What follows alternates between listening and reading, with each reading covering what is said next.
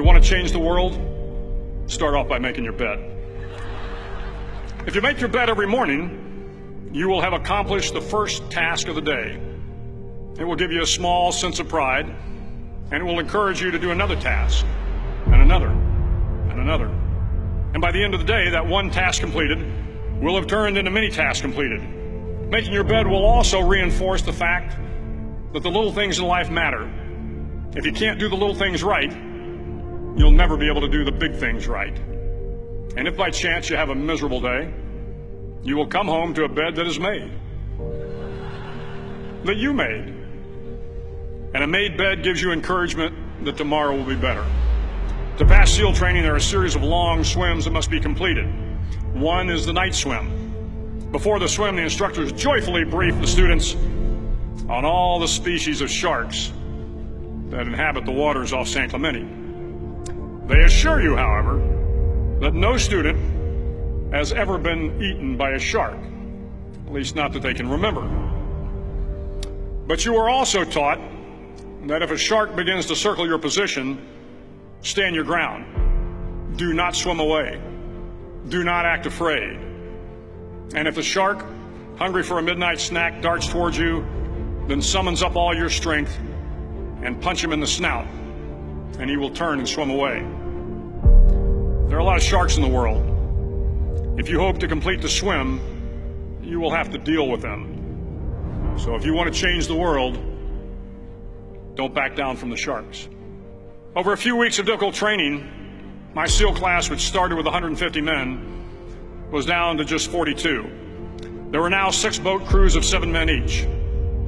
I was in the boat with the tall guys, but the best boat crew we had was made up of the little guys, the Munchkin crew, we called them. No one was over 5'5".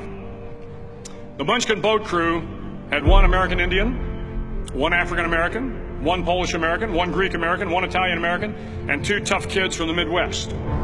They out-paddled, outran, and outswam all the other boat crews. The big men in the other boat crews would always make good-natured fun of the tiny little flippers the Munchkins put on their tiny little feet prior to every swim. But somehow these little guys from every corner of the nation and the world always had the last laugh, swimming faster than everyone and reaching the shore long before the rest of us. SEAL training was a great equalizer. Nothing mattered but your will to succeed, not your color, not your ethnic background, not your education, not your social status. If you want to change the world, measure a person by the size of their heart, not by the size of their flippers. The 9th week of training is referred to as Hell Week. It is 6 days of no sleep, constant physical and mental harassment, and 1 special day at the Mud Flats. The Mud Flats are an area between San Diego and Tijuana where the water runs off and creates the Tijuana Sloughs, a swampy patch of terrain where the mud will engulf you.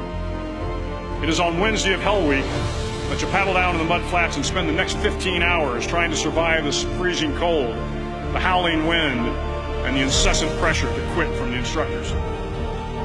As the sun began to set that Wednesday evening, my training class, having committed some egregious infraction to rules, was ordered into the mud.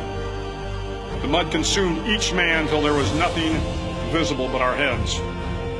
The instructors told us we could leave the mud if only 5 men would quit. Only 5 men, just 5 men, and we could get out of the oppressive cold. Looking around the mud flat, it was apparent that some students were about to give up. It was still over 8 hours till the sun came up. 8 more hours of bone-chilling cold. The chattering teeth and the shivering moans of the trainees were so loud, it was hard to hear anything. And then one voice began to echo through the night. One voice raised in song. The song was terribly out of tune, but sung with great enthusiasm. One voice became 2, and 2 became 3, and before long, everyone in the class was singing.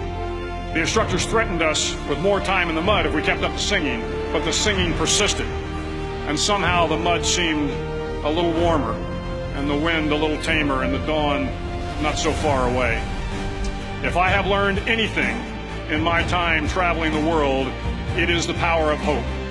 The power of one person, a Washington, a Lincoln, King, Mandela, and even a young girl from Pakistan, Malala. One person can change the world by giving people hope. So if you want to change the world, start each day with a task completed. Find someone to help you through life. Respect everyone. Know that life is not fair and that you will fail often. But if you take some risks, step up when the times are the toughest, face down the bullies, lift up the downtrodden, and never ever give up.